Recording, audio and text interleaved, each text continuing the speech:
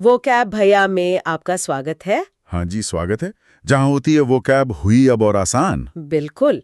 तो आज हम फिर से आ गए हैं कुछ नए कुछ मजेदार अंग्रेजी शब्द लेकर। हाँ, और हमारा तरीका वही रहेगा, सिंपल और असरदार। हम हर शब्द का अंग्रेजी मतलब समझेंगे। और हिंदी मतलब भी। हाँ, और हिंदी मतलब भी। हाँ, साथ में उसके जैसे कुछ और शब्द मतलब सिनोनिम्स देखेंगे। और हाँ, सबसे जरूरी वाक्यों में इस्तेमाल करके सीखेंगे कि असल में ये शब्द कैसे यूज होते हैं। और आखिर में वो मजेदार हिस्सा, कहानी। इन सभी सीखे हुए शब्दों को जोड़कर एक कहानी सुनेंगे। सीखना मजेदार होना चाहिए, है ना? एकदम। कहानी से ना शब्द ज्यादा अच्छे से याद रहते हैं। तो क्या सब तैयार हैं आज के शब्दों के इस सफर के लिए? मैं तो बिल्कुल तैयार हूँ। चलिए शुरू करते हैं। हमारा पहला शब्द है फ्यूज। फ्यूज। अच्छा शब्द शुरू करने के लिए FUSE, फ्यूज। हाँ। इसका अंग्रेजी में मतलब होता है टू जॉइन और ब्लेंड इनटू वन। अच्छा। मतलब दो या ज्यादा चीजों को मिलाकर एक कर देना, जैसे धातु को पिघलाकर जोड़ते हैं या फिर आइडियाज को मिलाते हैं। और हिंदी में हम इसे कहेंगे मिलाना या जोड़ना। सही है, जब अलग अलग हिस्से मिलकर एक हो जाए। बिल्कुल। इसके कुछ सिनोनिम्स भी हैं, जैसे कि मर्ज, यूनाइट, कंबाइन। इंटीग्रेट। हाँ, इंटीग्रेट। ये सारे शब्द एक होने या जुड़ने का ही भाव देते हैं, बस थोड़े अलग अलग कॉन्टेक्स्ट में। मर्ज अक्सर कंपनियों के लिए होता है। हाँ। यूनाइट लोगो या ग्रुप्स के लिए। कंबाइन चीजों को मिलाने के लिए। और इंटीग्रेट वो सिस्टम या हिस्सों को जोड़ने के लिए ज्यादा यूज होता है। बहुत अच्छा समझाया। चलिए उदाहरण देखते हैं। पहला है the two companies decided to fuse into a single entity. मतलब दो कंपनियों ने मिलकर एक बड़ी कंपनी बनाने का फैसला किया। उन्होंने अपने रिसोर्सेज, ऑपरेशंस सब मिला दिए। सही। और दूसरा उदाहरण थोड़ा अलग है। He tried to fuse modern art with traditional culture। अच्छा। यानी उसने कोशिश की कि वो मॉडर्न आर्ट और ट्रेडिशनल कल्चर को मिलाकर कुछ नया बनाए। ये दिखाता है कि कैसे आइडियाज या आर्ट स्टाइल्स को भी फ्यूज किया जा सकता है। सही है। ये तो हुआ पहला शब्द। ठीक है, अब हम अपने दूसरे शब्द पर है और ये है श्रिवल। श्रिवल। SHRIVEL। श्रिवल। हाँ। इसका अंग्रेजी अर्थ है टू रिंकल और ड्राई अप। हाँ। जब कोई चीज मतलब नमी या ताजगी खोकर सिकुड़ जाती है, मुरझा जाती है। हाँ हाँ बिल्कुल। हिंदी में इसका मतलब बिल्कुल यही है, सिकुड़ना या मुरझाना। जैसे तेज धूप में कोई पत्ता या फूल। हाँ, या फूल मुरझा जाता है, या पानी की कमी से फल सिकुड़ जाता है। सही। इसके सिनोनिम्स भी काफी मिलते जुलते हैं। विदर, विल्ट, कॉन्ट्रैक्ट, श्रिंक। विदर और विल्ट तो शायद पौधों के लिए ज्यादा यूज होते हैं। हाँ बिल्कुल। विदर और विल्ट खासकर पौधों के मुरझाने के लिए इस्तेमाल होते हैं। और कॉन्ट्रैक्ट और श्रिंक किसी भी चीज के आकार में छोटे होने या सिकुड़ने के लिए। अच्छा, उदाहरण देखें। पहला, the flowers began to shrivel in the hot sun. तेज धूप की वजह से फूल मुरझाने लगे, उनकी पंखुड़ियां सिकुड़ गईं। दुखद लगता है ये तो। हाँ। दूसरा उदाहरण, without water the crops will shrivel and die. मतलब अगर पानी नहीं मिला तो फसलें सूखकर सिकुड़कर खत्म हो जाएंगी। ये पानी के महत्व को दिखाता है ना? कैसे उसके बिना जीवन श्रिवल कर जाता है। बिल्कुल। पानी के बिना तो सब मुरझा ही जाएगा। चलिए आगे बढ़ते हैं। ठीक है, अब हम अपने तीसरे शब्द पर हैं। ये शब्द है लैंग्विश। लैंग्विश। LANGUISH। लैंग्विश। इसका अंग्रेजी में मतलब है टू लूज स्ट्रेंथ और वाइटैलिटी। यानी शक्ति, ऊर्जा या कह सकते हैं जीवन शक्ति खो देना, धीरे धीरे कमजोर पड़ जाना। अक्सर ये किसी मुश्किल या नेग्लेक्टेड सिचुएशन की वजह से होता है। और हिंदी में हम इसे कहेंगे कमजोर होना या ढीला पड़ना। जब कोई व्यक्ति या चीज अपनी ताकत या जोश खो देती है, एकदम इनएक्टिव सी हो जाती है। हाँ, इसके पर्यायवाची शब्द है वीकन, डिक्लाइन, फेड, डिटीरियोरेट। ये सभी शब्द धीरे धीरे शक्तिहीन होने या स्थिति बिगड़ने का संकेत देते हैं। फेड का मतलब हल्का पड़ना भी होता है, जैसे रंग का फीका पड़ना। ओके, पहला उदाहरण देखते हैं। The prisoners languished in the dark cell. इसका मतलब है कैदी उस अंधेरी कोठरी में पड़े पड़े कमजोर होते जा रहे थे। उनकी हिम्मत, सेहत दोनों जवाब दे रही थी। हाँ, ये दिखाता है कि कैसे बुरी परिस्थितियां इंसान को लैंग्विश करने पर मजबूर कर सकती हैं। दूसरा उदाहरण, without proper care her health began to languish. यानी सही देखभाल ना मिलने के कारण उसका स्वास्थ्य धीरे धीरे गिरने लगा, वो कमजोर होने लगी। ये शब्द थोड़ी उदासी वाला भाव देता है। हम्म, खैर, उम्मीद है हम कभी लैंग्वेज ना करें। ठीक है, अब हम अपने चौथे शब्द पर हैं और ये है अर्नेस्टनेस। अर्नेस्टनेस, EARNSTSNESS, अर्नेस्टनेस। हाँ, ये एक अच्छा पॉजिटिव शब्द है। हाँ। इसका अंग्रेजी अर्थ है सिंसियर एंड सीरियस इंटेंशन, यानी किसी काम या बात को लेकर सच्ची और गंभीर नियत या इरादा। जब आप कोई बात पूरी ईमानदारी और संजीदगी से कहते या करते हैं। हाँ, हिंदी में इसका मतलब है गंभीरता या ईमानदारी। लेकिन ये सिर्फ सीरियस होना नहीं है, इसमें वो सच्चाई और लगन का भाव ज्यादा है। बिल्कुल, जैसे कोई छात्र पूरी लगन से पढ़ाई करे। हाँ। इसके सिनोनिम्स हैं सिंसेरिटी मतलब ईमानदारी, सीरियसनेस मतलब गंभीरता, डिवोशन यानी लगन, निष्ठा, और ज़ील मतलब उत्साह, जोश। ये सब मिलकर अर्नेस्टनेस का पूरा मतलब समझाते हैं। बहुत खूब। पहला उदाहरण, he spoke with such earnestness that everyone believed him. उसने इतनी सच्चाई और गंभीरता से अपनी बात रखी कि हर किसी ने मान ली। हाँ, यकीन कर लिया। उसकी आवाज में ही वो सच्चाई थी। हाँ, अर्नेस्टनेस बहुत प्रभावशाली हो सकती है। बिल्कुल। दूसरा उदाहरण, हाँ। The teacher appreciated her earnestness in studies. यानी शिक्षक ने इस बात की तारीफ की कि वो पढ़ाई को लेकर कितनी गंभीर और ईमानदार थी, कितनी लगन से पढ़ती थी। ऑनेस्टनेस वाकई एक जरूरी गुण है। चलिए अगले शब्द पर चलते हैं। ठीक है, अब हम अपने पांचवें शब्द पर हैं। ये है फेन, FEIGN, फेन। फेन। इसका उच्चारण फेन जैसा होता है ना? हाँ, फेन। इसका अंग्रेजी मतलब है टू प्रिटेंड और फेक, यानी ढोंग करना, नाटक करना या किसी चीज का झूठा दिखावा करना, जब आप वो महसूस नहीं कर रहे होते जो आप दिखा रहे होते हैं। हिंदी में इसका सीधा सा मतलब है ढोंग करना या झूठा दिखाना, बहाना बनाना भी कह सकते हैं। हाँ बिल्कुल, इसके सिनोनिम्स हैं प्रिटेंड, फेक, सिमुलेट। इमिटेट। हाँ, इमिटेट भी। प्रिटेंड मतलब बहाना करना, फेक मतलब झूठा दिखाना, सिमुलेट मतलब नकल करना, खासकर किसी स्थिति की, और इमिटेट मतलब नकल उतारना। पहला उदाहरण तो बहुत कॉमन है, ही फेन्ड इलनेस टू अवॉइड स्कूल। हाँ हाँ, उसने स्कूल ना जाने के लिए बीमार होने का नाटक किया।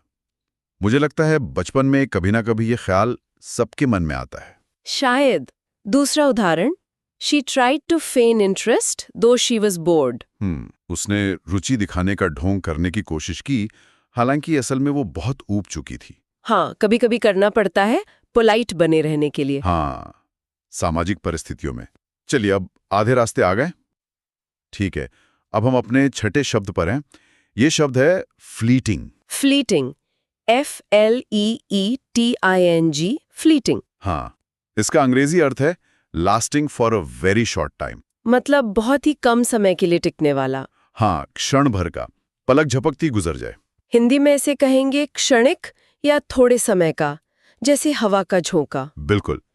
इसके पर्यायवाची शब्द है ब्रीफ यानी संक्षिप्त, टेम्परेरी मतलब अस्थाई, पासिंग यानी गुजरता हुआ, और मोमेंटरी मतलब क्षणिक।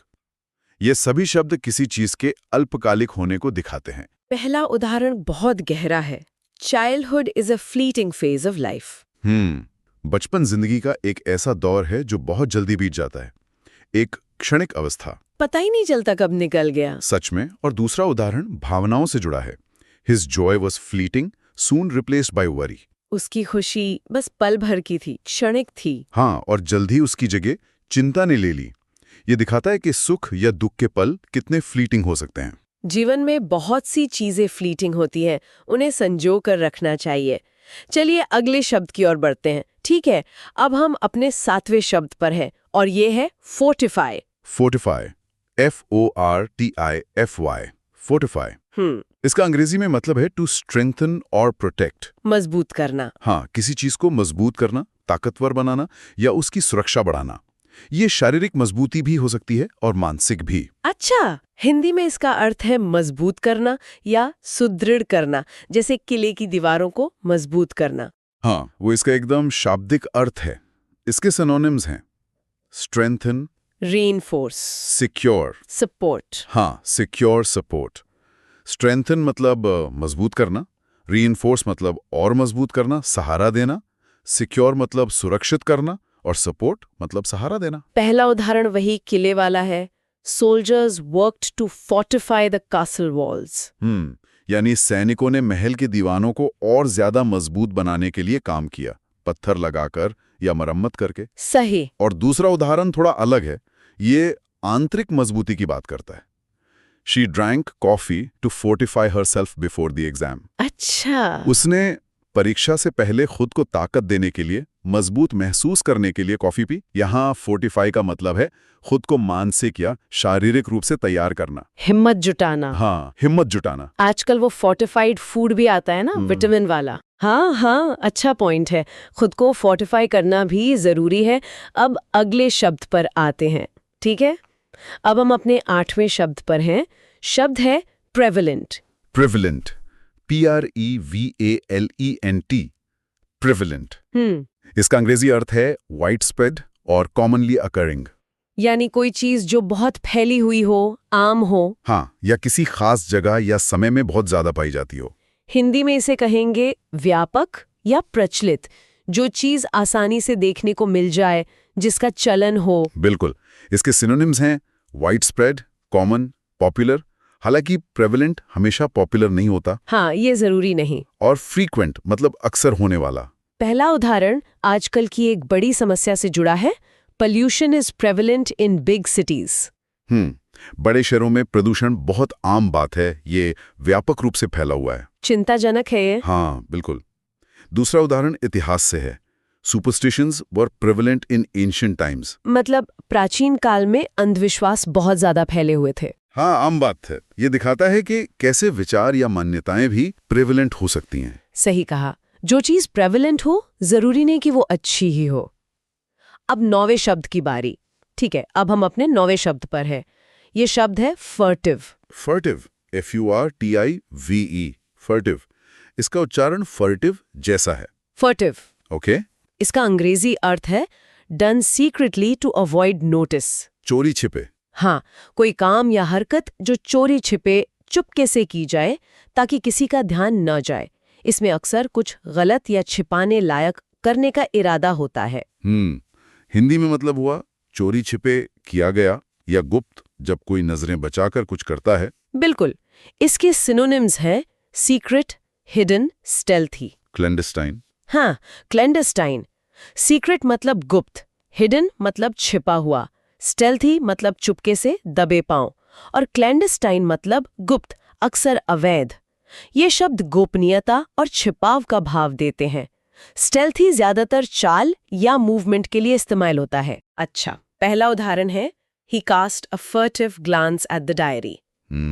उसने डायरी पर एक चोरी छिपे वाली नजर डाली, जैसे वो कुछ देखना चाहता है पर यह भी नहीं चाहता है कि कोई उसे देखता हुआ देख ले। हाँ। और दूसरा उदाहरण the thief made a furtive exit from the room.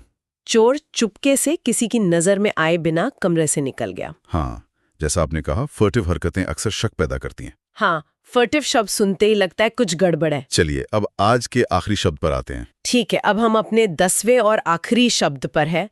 ये है फोलिएज। Foliage, FOLIGE, foliage. इसका उच्चारण फोलिएज जैसा है। फोलिएज। इसका अंग्रेजी अर्थ है द लीव्स ऑफ प्लांट्स और ट्रीज कलेक्टिवली। मतलब सारी पत्तियां। हाँ, किसी पौधे या पेड़ की सारी पत्तियां या किसी इलाके की पूरी हरियाली एक समूह में। हिंदी में हम इसे कहेंगे पत्तियां, पर्णस समूह या बस हरियाली, जब हम किसी पेड़ या जंगल के पत्तों की बात एक साथ करते हैं। सही।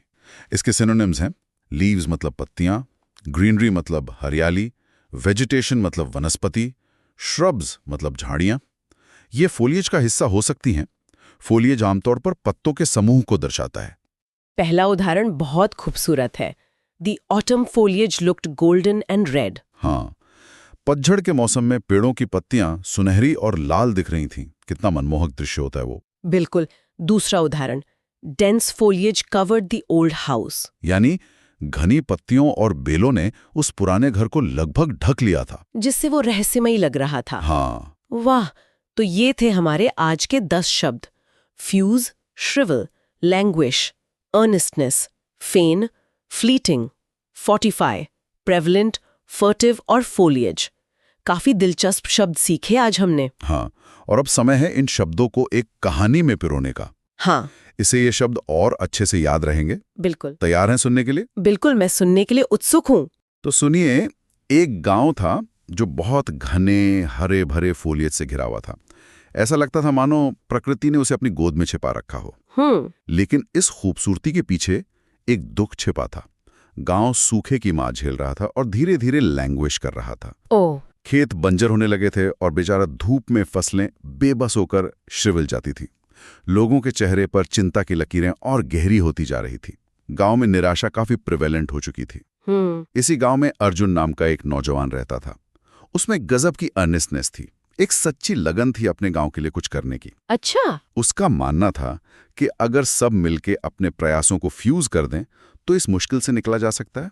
उसने लोगों को समझाने की बहुत कोशिश की, पर कुछ ने उसका मजाक उड़ाया तो कुछ ने बस फ्लीटिंग सा ध्यान दिया और भूल गए। Oh no. वाह, क्या बात है।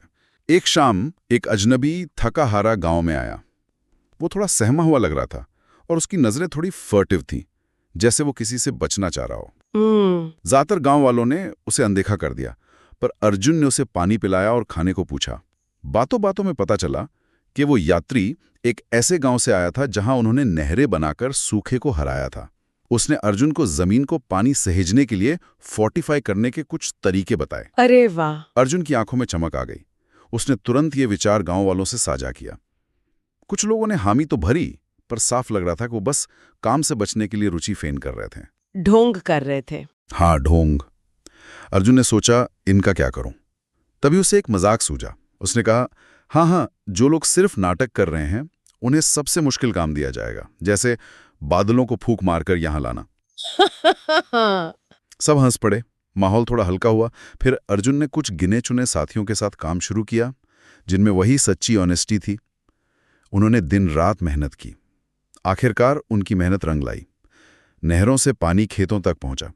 सूखी धरती ने जैसे सांस ली। मुरझाई फसलें फिर से लहलहाने लगी और गांव का फोलिएज फिर से घना और हरा भरा हो गया।